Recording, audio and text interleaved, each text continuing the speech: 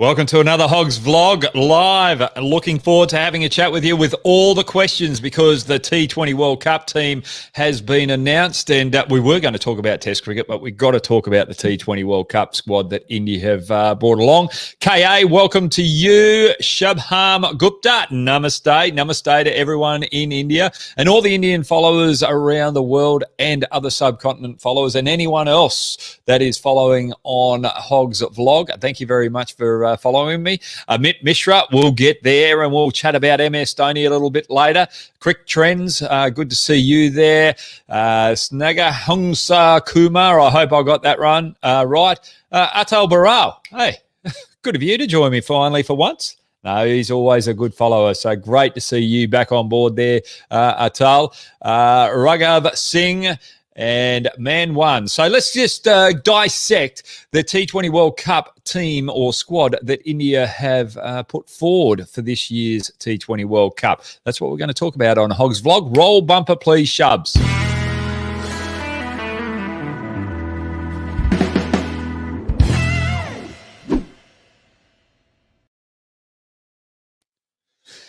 Well, the Indian T20 World Cup squad, it's got no Chahal, Kuldeep or Dhawan. Are they the big misses going into this particular tournament? Shikhar Dhawan could probably be a little bit unlucky here. The opening bat, he started to really come of age. Well, he's really improved his strike rate over the last couple of months, but I just think that he's still a little bit too slow with the way that the T20 format has moved along. You need those aggressive players out the top with a higher strike rate to get India off to a good start. And if you're looking out competing with the likes of England, who are really dominant in that top order and very aggressive and want to get a high run rate as early as possible and keep that momentum going through, and you're probably going to be chasing high scores, someone like a Shikhar Dhawan in the UAE might be a little conservative for that particular format. So that's probably why he's missed out. And no Chahal and Kuldeep. I'm very surprised with those two particular players. The only reason why I think those two particular players aren't in this squad with the spinning department is because they find it very hard to bowl into the wicket. They're more floaty type bowlers, and over in the UAE, when things aren't turning, when there's not much assistance in the pitch, you need those spinners to bowl into the pitch where sometimes it holds up, and that's probably the weakness with those two particular spinners, and that's why they're probably not in there. So Kuldeep and Chahal won't be there. Now, that's the squad that we've got lined up there. Now, Shubs, can you get the talking points up and running right now so that we can get through them so that everyone can get their questions out there? That would be great. Chahal, Kuldeep, Dhawan, why omitted? Well, we've just gone through that. Dhawan with the slow run rate, and Chahal, Kuldeep, more of flighty type spinners rather than those spinners that can adapt and bowl into the wicket, and that's a skill that they probably lack for this particular T20 tournament. If it was anywhere else around the world, one of those particular players would have been in this squad, and it probably would have been Chahal. We know that Kuldeep's had his problems over the last year and a half. India have persisted with him in the squads, but he just hasn't lived up to the expectation and the performances that he showed when he first came on the scene. So that's probably why Kuldeep's not there. All right, let's go into the next talking point, and that is what position would Virat Kohli bat? I hope that didn't come through the screen. Just a little alert there. Turn it off, please, Hoggy, your little email alerts. Virat Kohli, I think he's got to open in this particular team. That's where his strength is. And if he bats right through the innings, he can get that consistent strike rate around about the 140 to 150 up until that 16th over, and then take it away with a high strike rate of around about 180 to 200 in those final overs. And we know that he can do that particular job.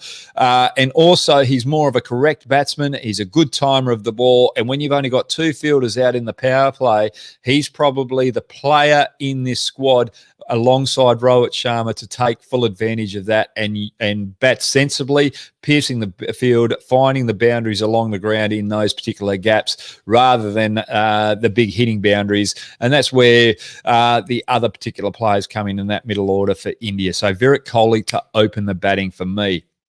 Now, the next talking point, what can be India's bowling combination? Well, I'm looking at the Indian bowling selection here. You've got Jadeja and Hardik Pandya as the two all-rounders. But then you look out the main bowlers that you've got there. You've got Rahul Chahal, the leg spinner. Ashwin getting a game in the T20s. I think that's a great move because he's a spinner that can bowl into the wicket. And on these flatter pitches, he's probably going to be a lot better, more accurate, and a lot tighter than the two leg spinners that have missed out in Chahal and Kuldeep Yadav. Then you've got Chakravarti, as well as, and then you've got three quicks, Boomerang, Kumar, and Shami.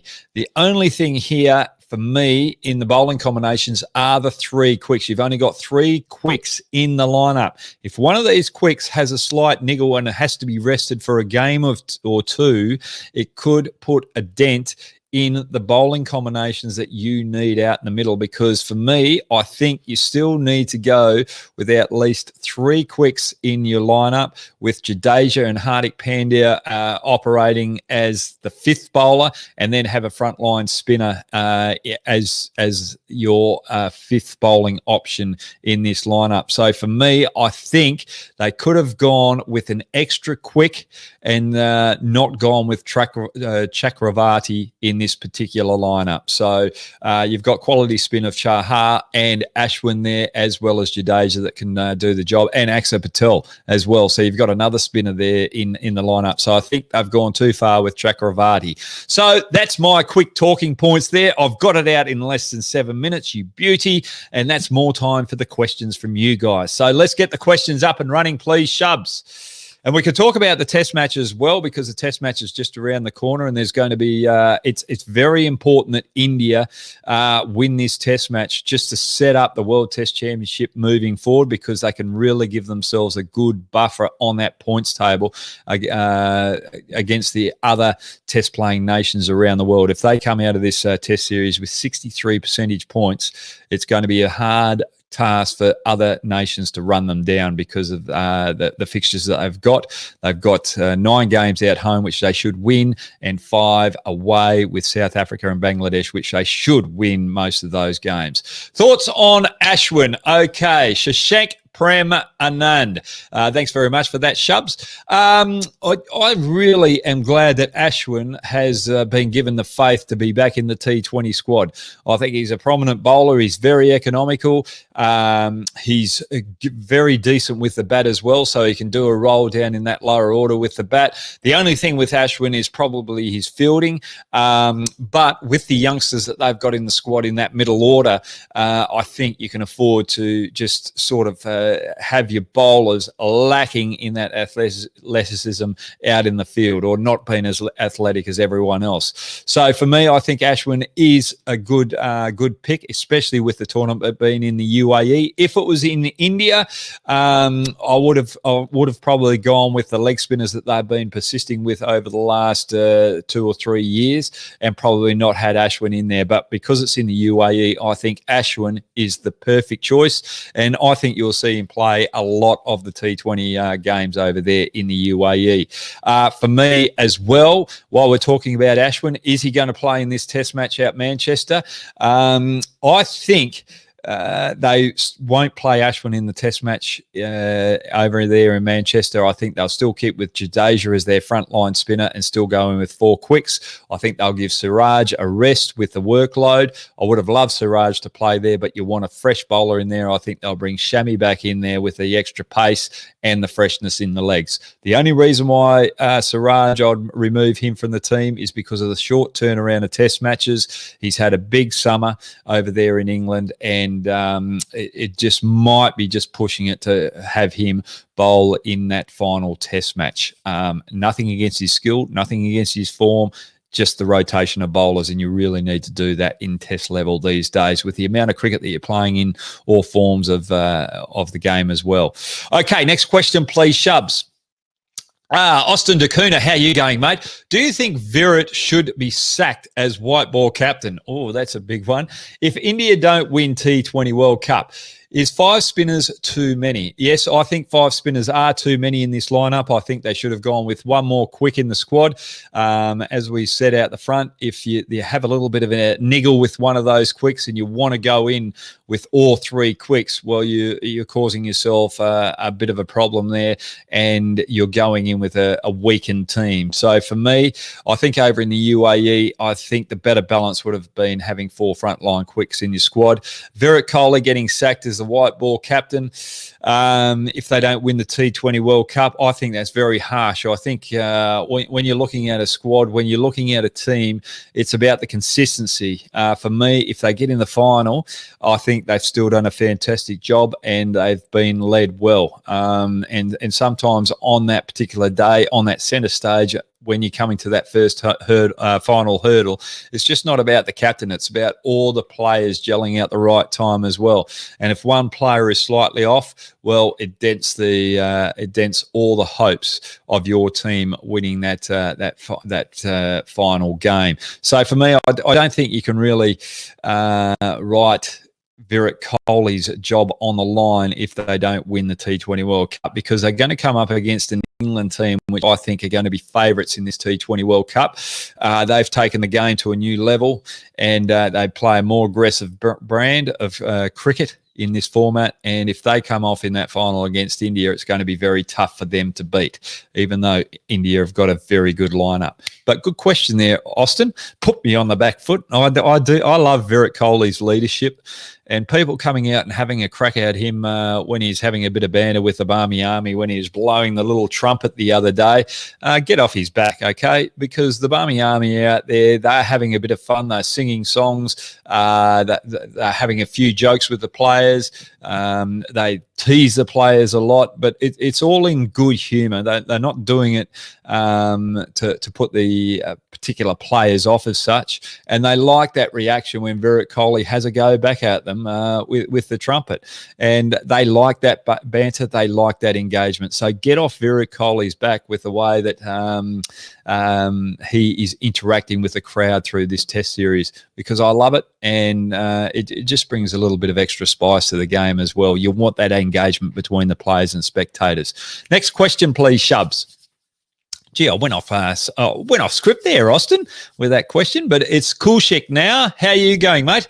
I'm going very well. Do you think are short of backups for their batsmen, or do you think it was good selection as batsmen they have picked are less injury prone? Right, we'll just go through the batsmen. I've got my list of team over here just on the list that's left on another screen here, so that's probably why I'm just taking my eyes off the screen. Look, Virat Kohli and Rohit Sharma out the top of the order. I think that's fantastic. You've got Surya Kumar Yadav coming in at 3. Where you bat Hardik Pandya and Pant is going to be the big question, with Jadeja coming down in the lower order. And where do you bat KL Rahul? I think they've got a very good balanced lineup there. They've got enough batters in there, and they've got good variance in left-handed, right-hand batsmen as well. And for me, the big selection here is KL Rahul. His versatility in the lineup as a reserve batsman, probably in this T20 team, because of the more aggressive batsmen that are in this lineup to follow Virat Kohli and Rohit Sharma, just gives them quality depth if they have an injury. So for me, I think this is the perfect lineup. I'm not having a crack at KL Rahul. I want him to play in that front 11, but I just think the aggression of the likes of Kishan Pant, Surya Kumar Yadav, Hardik Pandya and Jadeja might just keep Rahul out of the lineup, with Virat Kohli and Sharma opening. And Rahul, as that spare batsman, it's just an awesome person or an awesome player to have as your backup with his versatility. That's a very good question there, Kulshak. Next question, please, Shubs. Back to that last question. Prone to injury, Shikhar Dhawan's prone to injury at the present moment as well, and I just like the youth of this squad that they've picked up there. It's not so much about prone to injury. It's about the positions in the field that these players are going to actually have as well. Those batsmen are a lot more athletic and better fielders than the other options that India had to choose from. Okay, next question, please, Shubs. Sorry about that, guys. Just wanted to finish off Kushik's question. Nav Rav. Hi, Brad, from the UK. Hope everything's okay with you over there in the UK. It's great to have the cricket on. Great to see everyone going to the cricket as well in the stands as well. Which one of the 6 batsmen would you leave out with Pandya to bat out 6? Rahul, Kishan, or Surya Kumar Yadav? Surya Kumar Yadav is definitely in my 11. He's got a full range of shots. I just love the way that he's got a great attitude. Whether he performs or not, he's going out there to do the business. The pressure doesn't seem to be getting to him, so he knows what role he's got to do. And that versatility of playing shots 360 against all types of bowlers can put the opposition bowlers off and free the batsman up out the other end, with the bowlers trying to adapt with the different lines and lengths and angles that they're trying to put onto Surya Kumar Yadav. It just opens up the opportunities for the other batsmen to get loose balls when the bowler's trying to come on and think, I've got to bowl tight to this guy because Surya Kumar Yadav's got me out the other end. Rahul, I think he's going to be the reserve batsman. For some reason, I just think Kishan has got that X factor. He's a left-handed batsman as well, and he's more aggressive batsman. I just think Kishan at the moment with that extra aggression probably adds more to the batting style that India want to go in with this T20 tournament than Rahul. Rahul, quality batsman, brilliant player. I'd have him in any 11, but it's just the strike rate that worries me going into this particular U8 tournament to have him in that first 11. Gee whiz, he's done such a great job over there for India, opening the batting in this test series, one of the toughest jobs you can get as a foreign batsman, especially an Asian batsman in England conditions. He stood up.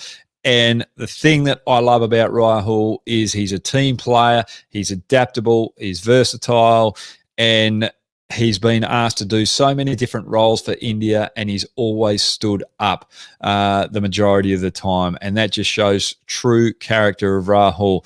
And that's why it's disappointing for me to say that I'd leave him out of the 11 with the other batsmen that you've got there. But very good question, Navrav. Next question, please, Shubs. Somia Segotain. Oh, gee whiz, that's a very hard name. Shubs, we're going to have to work on that one when we get offline here. Is India being hard on Chahal? Yes, they are being hard on Chahal, but when you go to the UAE, I just look at Chahal's type of bowling that he bowls. He's more in the air bowler, up and over, and when things aren't conducive to that type of bowling, where there's not much turn on the wicket at the other end, sometimes you've got to bowl into the wicket where there's a slight variance in pace.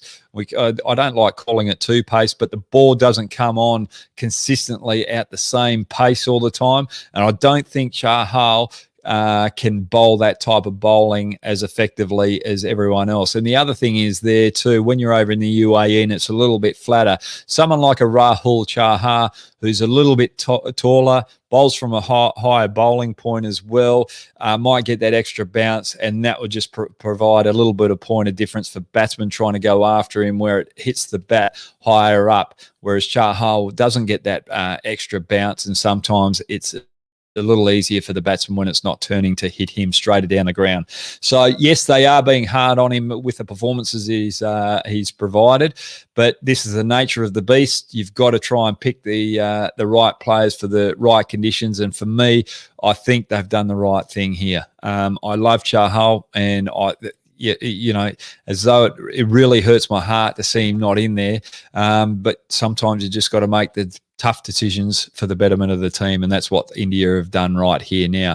That is a very, very good question, Somia. Somia. I hope that's right, Somia. Thanks very much for joining me on Hogg's Vlog. Okay, next question, please, Shubs. Amat Mishra, how are you going? Namaste, Hoggy.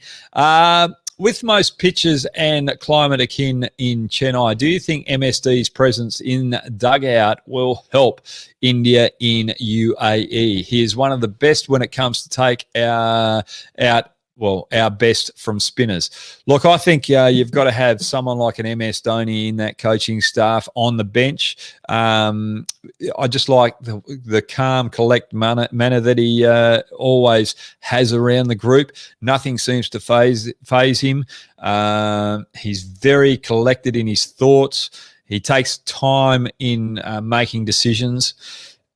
And he reads his players well. He's a good understanding of He understands his players exceptionally well, and he's a good man to talk to. And I think with Virat Kohli over there as well, who's really gelling a real good culture together, someone like an MS Dhoni behind the scenes, just taking a little bit of pressure off and being able to talk to some of the youngsters that are under a little bit of pressure out in the middle and just calm them and just to make sure that they go in with the right mindset. I just think it was going to take a lot of pressure off Virat Kohli, and all Virat Kohli's got to start doing then is just worrying about how he's going to operate his players out in the middle when they're in the field and scoring runs. So I just think it's just a great resource to have MS Dhoni in the background, and it just makes India stronger as well. It's just with that calm, collect, mental approach person in the back that knows those pressure situations and how to cope with it. And as I said before, he understands the players, their weaknesses, both mentally and tactically, and he's able to work on that and make sure that players are in the best frame of mind when they go out there to perform. Good question there, Amit Mishra. I like it. And I'd be surprised if you don't bowl a little bit of leg spin as well, Amit. But anyway, next question, please, Shubs. Mitesh, how are you going, Hoggy? I'm going well. How are you going, Mitesh? I hope all's well with you. And my question is, will India struggle with three paces in the squad if surfaces in the UAE don't assist spin in the initial stages of the tournament? Well, you've got to remember that the IPL is being played over there at that stage as well. So there might be a little bit of wear and tear on the wickets with the curators not being able to get onto them as much as I would like. But for me, I still think you need four quicks in there. You need to give yourself a lot of options. You've got Jadeja, you've got Axar Patel, who are both all-rounders. You've got Ashwin, who can bat a bit as well. So you've got spinning options there, but you're leaving yourself short in the fast bowling department. So for me, I think it's probably the only blemish that I've seen with this squad is going in with three quicks. So for me, I am a little bit worried with this Indian squad throughout the tournament with the depth of quicks. That's probably the only weakness I see in this squad. So yeah, I'm very worried about it, just like you, Mitesh. So and good observation there too. The assistance of spin not there early on in the tournament phases. That's just good knowledge and awareness of cricket. So that's another reason why they need to have four quicks. Good observation there, Mitesh. I love your thoughts. Good stuff there, mate. Next question, please, Shubs. Nick Chowdhury, how are you going, Nick? Which is the top four team will qualify for semi-finals in the T20? For me, the only three that I'm really confident about are England, New Zealand, and India. All the other teams I am not confident about making the semi-finals, and it's Pakistan have a huge advantage. They've played a lot of T20 cricket with their PSL tournaments over there in the UAE. If they don't take advantage of that, this is probably the only time that Pakistan will sort of have an easy approach in a T20 tournament, or an easier time of it, knowing the conditions in a T20 tournament where it's not so foreign to them. So for me, I am going to back Pakistan to get in that semi-final, that fourth semi-final position, just because of their knowledge and experience in UAE conditions. Australia, for me, I'm just a little bit worried about their spin department in UA conditions and the lower order. So that's probably why I don't have them in the top four at the present moment as well. Now, that's all we've got for you, folks. The test match is on tonight, and it's going to be an absolute ripper. Both teams need to win just for that presence on the World Test Match Championship final. If England don't win this Test match, well, they're probably out of the contention to play in the final in 2 years' time, because you've got home ground advantage and you haven't taken advantage of that. India have beaten or have troubled a foreign team on the toughest conditions that India are going to face, and they're starting to show that they are one of the most dominant teams that we have seen in world cricket through the history of the game, and I'm absolutely loving that growth. Anyway, enjoy it, stay safe, and I'll see you at the end of the test match for a review of that test and what's on moving forward. Thanks very much for following me, guys. Love you all.